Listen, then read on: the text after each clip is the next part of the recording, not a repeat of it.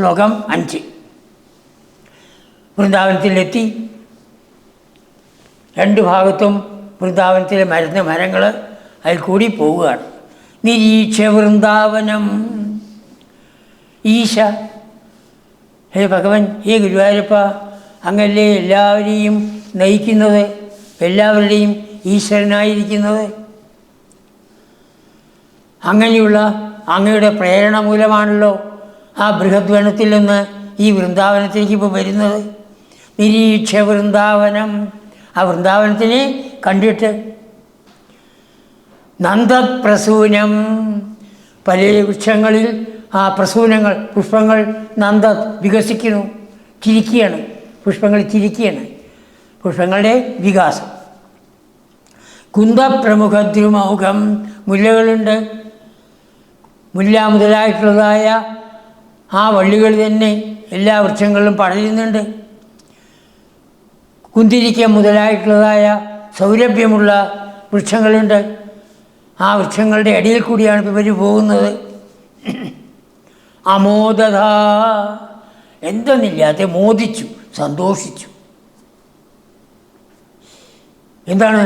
എവിടെ നോക്കിയാലും പച്ചപ്പ് കാണുന്നു, ഹരിതം. ശാദ്വല സാന്ദ്രലക്ഷ്മിയാ. ആ പച്ചപ്പുല്ല്, ശാദ്വലം.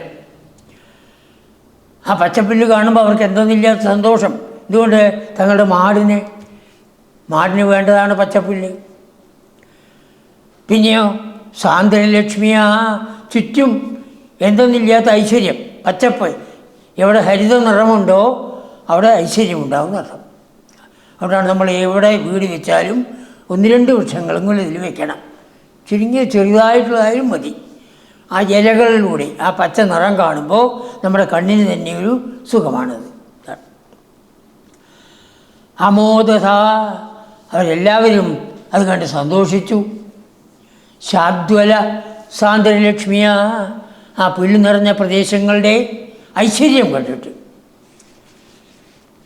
പച്ച നിറം ഒന്നിച്ചിങ്ങനെ ഇതാവുന്നവർക്ക് പച്ച വിരിപ്പ് വിരിച്ചതാണോ എന്ന് തോന്നിപ്പോവും. ഇവിടെ അവർക്ക് തോന്നി എന്താണ്? ഹരിന്മണി കുട്ടിമ പുഷ്ടശോഭം. പച്ച കല്ലുകളുണ്ട്, മരതകക്കല്ല് മുതലായതുണ്ട്. എന്തൊക്കെയാണ് കല്ലുകൾ? അത് ഇന്ദ്രനീലക്കല്ല്. അങ്ങനെയുള്ളതായ ആ കല്ലുകൊണ്ടുള്ളതായ തിട്ടുകളാണ്, തട്ടകങ്ങളാണ് എന്ന് വിചാരിച്ചു. അതാണ് ഹരിന്മണി കുട്ടിമ. പച്ച നിറത്തിലുള്ളതായ കല്ലുകൾ പാകിയതായിട്ടുള്ളതായ ആ തട്ടുകൾ, ഇരിക്കാനും മറ്റുമൊക്കെ സുഖമല്ലേ.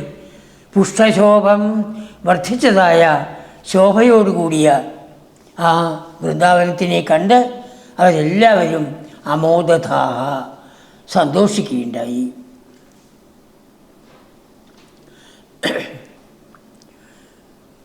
വൃന്ദാവനത്തിലെത്തി അവരെല്ലാവരും വീടുകൾ ഉണ്ടാക്കുകയാണ്. അധികം പേർക്കും അവരുടെ വണ്ടി തന്നെയാണ് വീട്. അധികം പേർക്കും വണ്ടിയുടെ ഉള്ളിൽ സ്ത്രീകൾ കിടക്കും, അടിയിൽ ചിലപ്പോൾ പുരുഷന്മാർ അടിയിൽ കിടക്കും, അല്ലെങ്കിൽ അവർ എവിടെയെങ്കിലും മരത്തിൻ്റെ ചുവട്ടിൽ പോയി കിടക്കും.